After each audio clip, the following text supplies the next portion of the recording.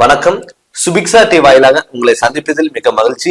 ஜெகதீஸ்வரனின் அன்பு நேயர்களுக்கு என் அன்பான வணக்கங்கள். நம்ம இந்த வீடியோல என்ன பார்க்க போறோம்னு பாத்தீங்கன்னா, சூரியனும் சனி சேர்க்க பெற்றனால கடக ராசிக்கு எப்படி இருக்குன்னு சொல்லி நம்ம பார்க்க போறோம். வருடத்துக்கு ஒரு 30 நாள் பாத்தீங்கன்னா சூரியனும் சனி சேர்க்கப்பட்டு உள்ளது. அப்படி இருக்கிறதுனால கடக ராசிக்கு எப்படி இருக்கு நம்ம பார்க்க போறோம். உங்க ராசிக்கு 8ஆம் இடத்துல, அதாவது கும்பராசியில சனி பகவான் இருக்காருங்க.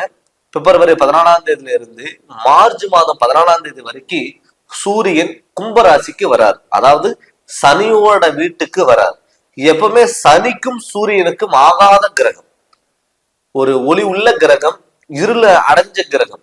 இந்த ரெண்டு இருட்டுக்கு வெளிச்சத்துக்கு எப்பவுமே ஆகாது. இருட்டுக்கு ஆப்போசிட் வெளிச்சம், வெளிச்சத்துக்கு ஆப்போசிட் இருட்டு.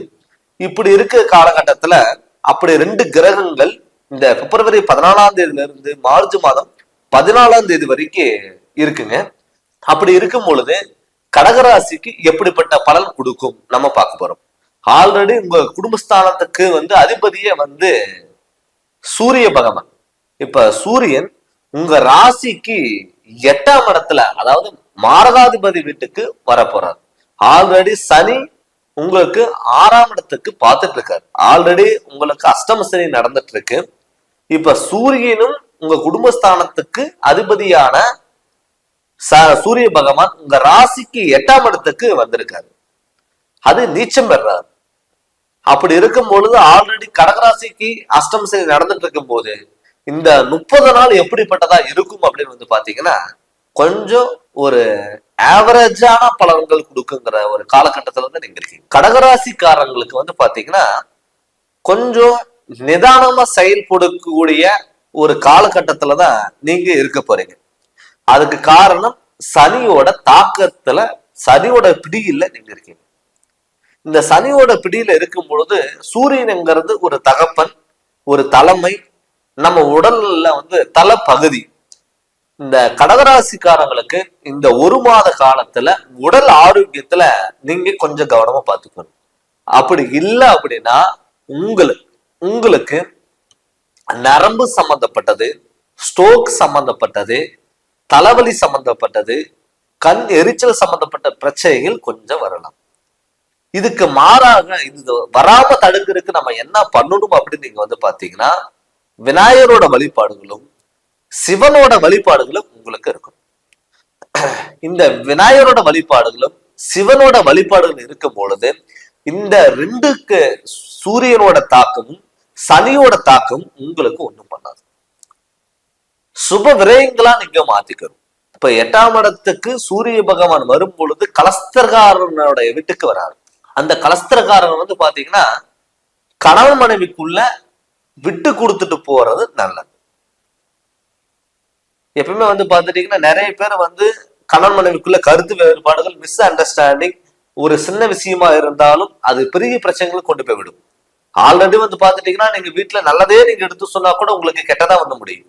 நிறைய பேர் பாத்துட்டீங்கன்னா பண்ணாத தப்புக்கெல்லாம் தண்டனை அடிச்சிட்டு இருப்பீங்க. சார் நான் நல்லதுதான் பண்ணேன், எனக்கு தப்பா முடிஞ்சிருச்சு, நான் நல்லது பண்ண போய் நான் தேவையில்லாத பிரச்சனைகளை மாட்டிக்கிட்டேன் அப்படின்னு கடகராசிக்காரங்களுக்கு நிறைய பேர் சொல்லியிருப்பாங்க. பட் இந்த ஒரு மாத காலம் உங்களுக்கு உங்களுடைய ஒரு கெப்பாசிட்டி தெரிஞ்சுக்கக்கூடிய ஒரு காலமாதான் இந்த மாதம் உங்களுக்கு இருக்க போகுது.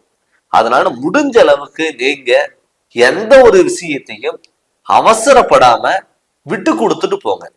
இதை விட அது பெருசு, அதை விட அது பெருசு சொல்லிட்டு இருக்கிறத விட்டுட்டு பறக்கிறதுக்கு ஆசைப்படாதீங்க. முடிஞ்ச அளவுக்கு ஆடம்பர வாழ்க்கைய நீங்க தவிர்த்துக்கோங்க. நிறைய பேர் பாத்துட்டீங்கன்னா இந்த கலஸ்திரக்காரர்கள் இருக்கனால நிறைய பேர் மேரேஜுக்காக ஸ்டெப் எடுத்தாலும் சில பேருக்கு தடங்களா இருக்கும். கணவனால மனைவிக்கு பிரச்சனை, மனைவியால கணவனுக்கு பிரச்சனை. ரெண்டாவது பாத்தீங்கன்னா நீங்க போய் ஒரு பொண்ணை பார்த்தாலும் அந்த பொண்ணுக்கு கல்யாணம் ஆயிரும், பையனை பார்த்தாலும் பையனுக்கு கல்யாணம் ஆயிரும். இது மாதிரி குழப்பங்கள் இருக்கும். நிறைய பேருக்கு திருமண பேச்சு எடுத்தாவே வீட்டுல வேற ஏதாவது பிரச்சனைகள் வந்துடும், உடல் ஆரோக்கியத்துல தொந்தரவுன்னு வந்துடும். அவங்களுக்கெல்லாம் முடிஞ்ச அளவுக்கு நீங்க நிதானமா செயல்படுங்க. கண்டிப்பா உங்களுக்கு நல்லது நடக்கக்கூடிய ஒரு காலகட்டங்கிறது இந்த மாதம் உங்களுக்கு இருக்க போகுது. பட் சனி நமக்கு ஆல்ரெடி இருக்காரு, அந்த தாக்கம் இருக்கு அப்படின்னு நீங்க பயப்பட வேண்டாம். சார் அஷ்டம சனியில நமக்கு குடும்பஸ்தானாதிபதி சூரிய பகவான் 8ல இந்த மாதத்துல மறையறாரு. அது இல்லாம சூரியன் வந்து பாத்தீங்கன்னா உங்க குடும்பஸ்தானத்துக்கு 7க்கு அதிபதியே வந்து அவரே பாக்குறாரு. சனியும் 7ஆம் இடத்தை பாக்குறாரு. அந்த குடும்பஸ்தானத்தை பார்க்கும் பொழுது குடும்பத்துல சில குழப்பங்கள் வரலாம். உங்க 2 பேர்த்துக்கு உங்க குடும்பத்துக்குள்ளேயும் குழப்பங்கள் இருக்காது. மத்தவங்க பிரச்சனை எடுத்து நீங்க பேசி உங்க குடும்பத்துக்குள்ள மிஸ் அண்டர்ஸ்டாண்டிங் வர்றதுக்கு வாய்ப்புகள் இருக்கு. அதனால மத்தவங்க பார்த்து நீங்க எதுவுமே யோசிக்காம எதுவுமே செயல்படுத்தாம உங்க மேல நீங்க யோசிங்க. கண்டிப்பா உங்களுக்கு நல்லது நடக்கக்கூடிய ஒரு காலகட்டமா இந்த காலகட்டங்கிறது இருக்கும். நிறைய பேர்த்துக்கு வந்து மன அழுத்தம், எவ்வளவு சம்பாதிச்சாலும் மிச்சமாக முடியல, குடும்பத்துல பிரச்சனை, மாணவ செல்வங்களுக்கு கல்வியில கொஞ்சம் தடுமாற்றங்கள் வரக்கூடிய ஒரு காலகட்டம். பட் இருந்தாலுமே கூட உங்களுக்கு நல்லதுங்கிறத பண்ணுவாரு. அதனால முடிஞ்ச அளவுக்கு நீங்க உங்க மேல நம்பிக்கை வைங்க. மத்தவங்களை சார்ந்தோ மத்தவங்களை நம்பிக்கையில நீங்க இருக்க வேண்டாம். உங்களுக்கு என்ன தோணுதோ அது நீங்க செயல்படுங்க. கண்டிப்பா உங்களுக்கு எல்லாமே சக்சஸா மாறக்கூடிய ஒரு காலகட்டமா இந்த பிப்ரவரி 14ஆம் தேதியில இருந்து மார்ச் மாதம் 14ஆம் தேதி வரைக்கும் இந்த 30 நாள் உங்களுக்கு கண்டிப்பா நல்லா இருக்கும். நிறைய பேர் வந்து பாத்துட்டீங்கன்னா ஒரு விஷயம் முடிவு எடுக்க மாட்டாங்க, குழப்பங்கள் பண்ணலாமா வேண்டாமா, அங்க போகலாமா இங்க வரலாமா, அது மாதிரி ஸ்டெப் எடுக்கலாமா இது மாதிரி ஸ்டெப் எடுக்கலாமா அப்படிங்கிற குழப்ப தடுமாற்றத்தினாலே பாதி விஷயங்களை வந்து நீங்க தள்ளி வச்சிருக்கீங்க. இதே நீங்க மத்தவங்களுக்கு எடுத்து பண்ணும்போது அது உடனே நடக்கும். அதே உங்களுக்கு எடுத்து பண்ணும் பொழுது சில தடங்கள் ஆறதுக்கான வாய்ப்புகள் அதிகமா இருக்கு. பட் அது நமக்கு நடக்குதுன்னு சொல்லிட்டு நீங்க வருத்தப்பட்டு உட்கார்ந்துட்டு இருந்தீங்கன்னா அடுத்த கட்டத்துக்கு நோக்கி உங்களால போறதுக்கு விடாது. அதனால முடிஞ்ச அளவுக்கு நீங்க உங்க மேல நம்பிக்கை வச்சு நீங்க துணிஞ்சு இறங்கி பண்ணுங்க. கண்டிப்பா உங்களுக்கு நல்லதை பண்ணும். பட் இந்த வண்டி வாகனத்துல போகும் பொழுது மட்டும் கொஞ்சம் கவனமா பார்த்துக்கோங்க. இரவு நேரங்கள் கொஞ்சம் கவனமா இருக்கிறது நல்லது. தூர பயணங்கள் தவிர்த்துக்கிறது நல்லது. உடல் ஆரோக்கியத்துல கொஞ்சம் அக்கறை காமிக்கிறது ரொம்ப ரொம்ப நல்லதுங்க. அது மட்டும் இல்லாம வந்து பாத்துட்டீங்கன்னா நிறைய பேர் வந்து பாத்தீங்கன்னா மறைமுகமான பிரச்சனைகள், மறைமுகமான உறுப்புகள் இதெல்லாம் பாதிக்கிறதுக்கான வாய்ப்புகள் இல்லை. பட் அது நம்ம சூரியன் நம்ம இடத்துக்கு வந்துட்டாரு அப்படின்னு சொல்லிட்டு நீங்க வந்து சனியோட வீட்டுக்கு வந்துட்டாரு அப்படின்னு சொல்லிட்டு நீங்க பயப்பட வேண்டாம். எப்பவுமே சூரியன் வந்து பாத்தீங்கன்னா நல்லதுதான் பண்ணுவாரு. எனக்கு சூரியன் இந்த உலகத்துல வெளிச்சம் கொடுக்கலன்னா எந்த ஒரு உயிரினங்களும் வாழ்றதுக்கெல்லாம் வாய்ப்புகள் இல்லை. அப்படி இருக்கும் பொழுது சூரியனுங்கிற ஒரு தலைமை தாங்கக்கூடிய ஒரு அமைப்பு. பட் சூரியன் வந்து கும்பராசியத்துல இருந்தாலுமே கூட பெரிய தாக்கத்துங்கிறது கண்டிப்பா கொடுக்காது.